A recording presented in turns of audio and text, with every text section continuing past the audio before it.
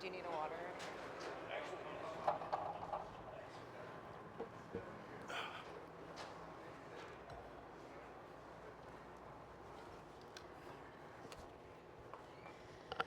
Welcome back to the interview area. Please join me in welcoming world number 1, Scottie Scheffler. Scottie, just a few quick thoughts on the golf course. Yeah, golf course is good. Rough is healthy. Golf course is in great shape, so it should shape up for a really good week. It doesn't look like we're getting rain today or tomorrow, so it should be pretty firm come Wednesday, which should make it play nice. We're going to open it up to questions right here on the right. Scottie, just wondering what memories you have of being here, almost a decade ago, sister on the bag, playing well, just what you remember.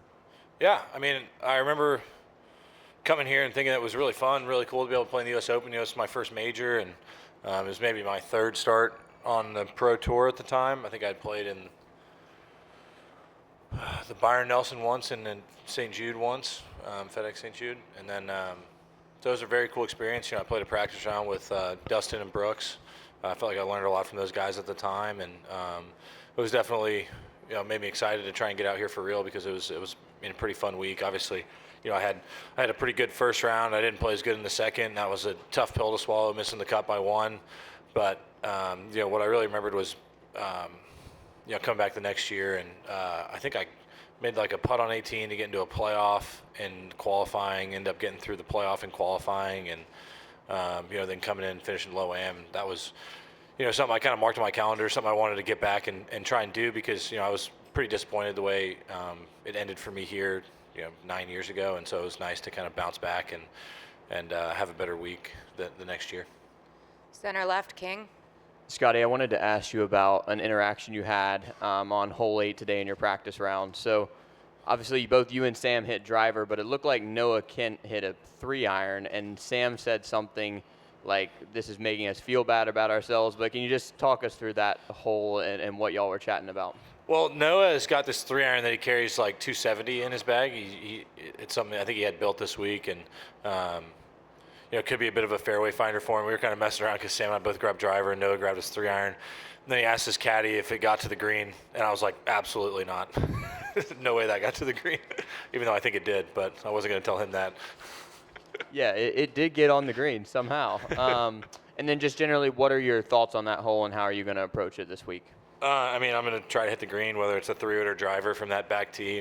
Depends on wind direction, but basically you're just going to try and get the ball on the green and 2-putt. On the right, Dave. Yeah, Scottie. Good afternoon. Question about the rough, and curious if we know that length is a factor and is a weapon, but how important is just pure strength in dealing with this golf course? I'd say there's definitely a strength factor coming out of the rough.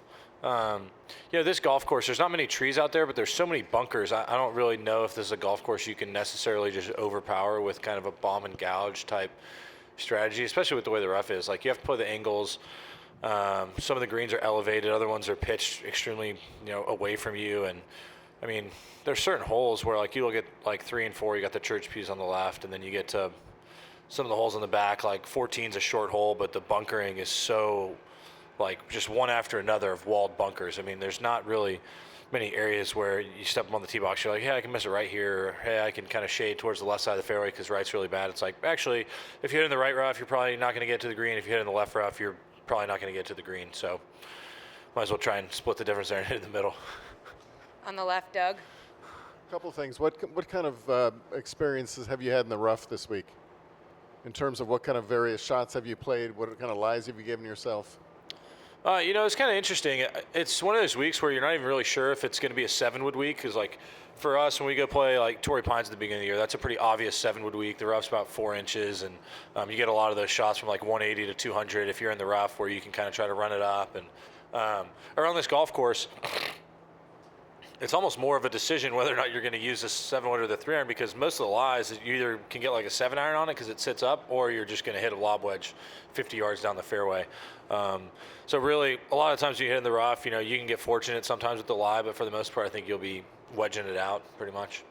Also wanted to ask you a little bit about your confidence level from this perspective of just how you feel about your game, how much it's changed from the start of your season through, and what makes it spike. Is it simply winning that makes you feel good about your game, or are there various like checkpoints that you could feel it increasing?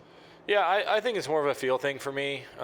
There was points in the year I really felt like I was trending most of the year. I felt like each week I was out, I was starting to play better. I was starting to feel more comfortable with my swing and my body, and everything was kind of getting back to normal. And I felt like I was just trending most of the year. And I think I talked about a decent amount in Houston. Houston, I finished second. That was right before the Masters. And that was when I really felt like I was starting to do some good things, and my ball striking just wasn't where it needed to be, but I was making a good amount of putts, and I felt like if I could just sharpen up my swing just a little bit more, I felt like I was going to kind of get into the place where I wanted to be. And then showing up at the Byron, I had a really good week there, and that was some pretty good confidence kind of moving forward. Back right to Kira. Scottie, last year after the U.S. Open, you mentioned that you didn't feel as prepared as you could have been, especially for the native areas around Pinehurst. How would you describe your preparation process going into now this year? Well, I think it's a big difference having the week off. Memorial is always such a difficult test, and I think last year I won at maybe 8 or 9 under, and this year was at 10, and I won by a few shots. And so, it's just one of those golf courses where, that's a place that wears you down, and you have to be so focused for 72 holes that coming from that test to this one was pretty challenging back-to-back weeks. So having the week off was really important for me to get home, get some rest, recover. And I showed up here on Sunday and was able to play, I think, maybe 11 holes, and really get used to the conditions, and feels much more like my normal major prep versus last year, where you're coming in from basically a major championship test, coming into another one is pretty challenging. And we hear so much about Oakmont being so difficult, but what are the green light places around here, if there are any?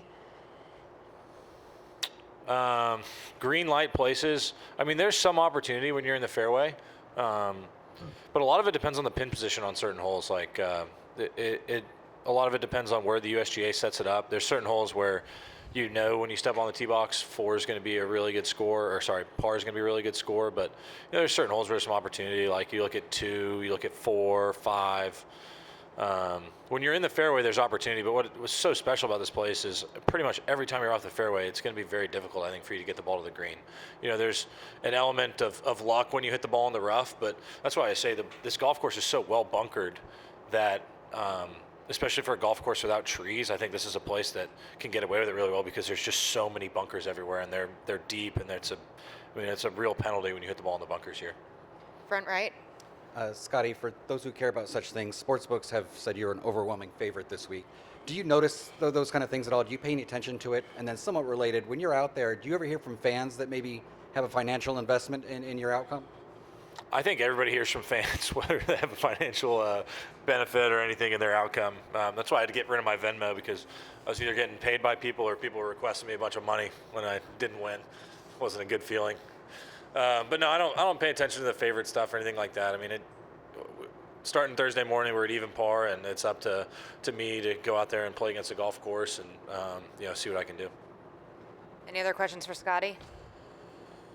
Right here. Back right. I was talking to a player today who felt like the first hole was maybe the only hole that you could miss the fairway and still hit the green with your shot, just the way it kind of able to roll balls up. Are there any other holes where you feel like if you miss the fairway, you can still hit the green? Well, the right rough on one's maybe the only spot.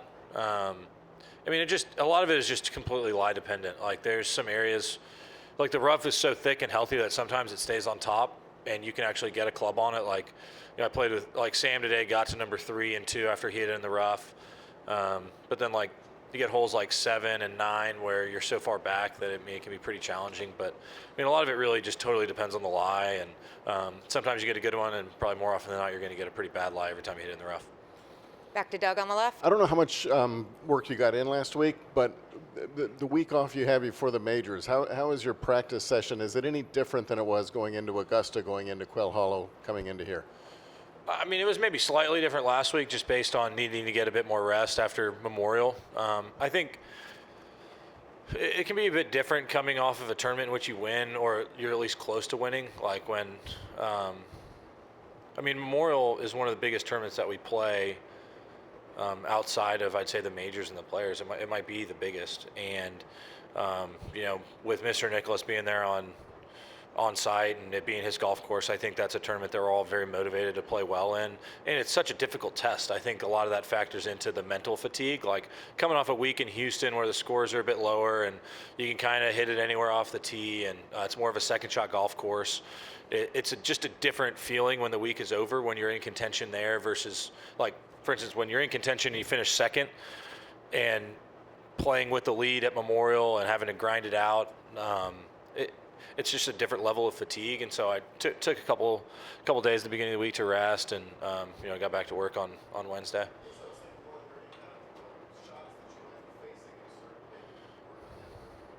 Well, I kind of equate some of the major tests to, like the majors in tennis, you're playing on a different surface. Like you got grass, clay, and then a hard court, and it's a different style of game.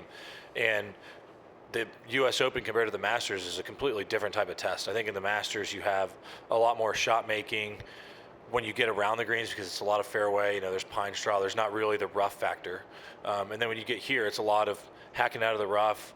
They still have to be extremely precise, but it's a bit more of like when you talk about strength and power, I think that becomes more of a factor at these tournaments because when you hit in the rough, you got to muscle it out of there. And it's just a different type of test than you see at the Masters. Both of them are fantastic tests. This is probably the hardest golf course that we'll play maybe ever. And that's pretty much all it is. It's just a different type of test. Like when you miss a green at the Masters, the ball kind of runs away and it goes into these areas and you can play a bump, you can play a flop. There's different options. Here, when you hit the ball over the green, you're just getting some heavy rough and it's like, let me see how I can pop the ball out of this rough and somehow give myself a look. It's just a different type of test. And I don't know if one of them's better than the other, but they're just different. And here, the winning score I don't think is going to be what the winning score was at the Masters. It's just different. A few more, front right, Adam. I just wanted to follow up on that Venmo account you've closed. What's the most someone would send you as a thank you? What's the most anybody? Oh, I don't remember the most that somebody would send me. Maybe a couple bucks here or there. That didn't happen nearly as much as the request did. On the left, Keith. Scottie, the way the U.S. Open is set up, it always ends on Father's Day. What's it mean for you to play on Father's Day on a Sunday at the U.S. Open? Yeah, it's oh gosh, sand in the eye. No, it's very special. My dad is here this week, and I'm a father now, so it's a very special day, and Mother's Day is pretty special too. And being able to come here and hopefully be playing on Sunday and have a chance, and would be pretty fun. What's more reactive of you being a father now or playing for your father? What's more reactive? Yeah, what brings more out of you, being a father now or playing for your dad? I think having a son gives me much greater appreciation for my dad. I don't think, when you're young, you don't really understand what it's like to be a parent. I don't think my dad can tell me what it's like, but I don't think you understand it till you experience, looking at your own son. And then I think being on this side of it, it's given me much greater appreciation for, my parents and the work that they did being, on this side of it, not the one receiving all the love, the one giving it to your son instead, Two more up the middle, Paolo. You mentioned the mental fatigue and the mental tests that these tougher golf courses kind of bring. How do you manage that? And just in the same way that maybe you prepare for harder shots, is there something you do to prepare for that mental fatigue that you feel at the end of one of these rounds? Well, no, I think it's more just managing it throughout the course of a season. And so, there's certain weeks when you finish where you just feel like after the PGA, I just feel like you got almost hit by a bus just because there's so much emotion. There's a lot of stuff that goes into the tournament after you win, and you basically don't get any sleep that night because you still got adrenaline, your stomach hurts, and it's just a heightened state of emotion, I think. And so I've learned over the course of my career to focus a little bit more on the rest side of things, especially when I get home. Early in my career, I've always been the guy that I think works the hardest, and if something's not the way that I feel like it should be, I'm going to go out there and figure it out, and that's just kind of how I've always approached things. And at the early in my career, I was able to come out to courses and I could spend as much time as I wanted to out here, and that's just because I didn't really have any other obligations. I just come up and I could just practice, and do whatever I wanted to do. But now things a little bit differently with having a wife and a son, and some other obligations and tournaments as well. It's just the schedule is just a bit different. Last question here on the right. Hey, Scotty, I read a story from 2016 that said you rushed through your first round to watch the NBA Finals. Do you recall that? And will this year's Finals affect your schedule this week? This year's finals probably not going to affect my schedule as much. I think Golden State was playing Cleveland last time in the finals, and I really wanted to watch that because you had LeBron playing Steph, and ever since the Mavs traded Luka, I've just been a little bit, a little bummed watching the NBA. It hurts a little bit still, so we'll have to regroup and get ready for next season for the Mavs. We appreciate the time, Scottie. Thanks.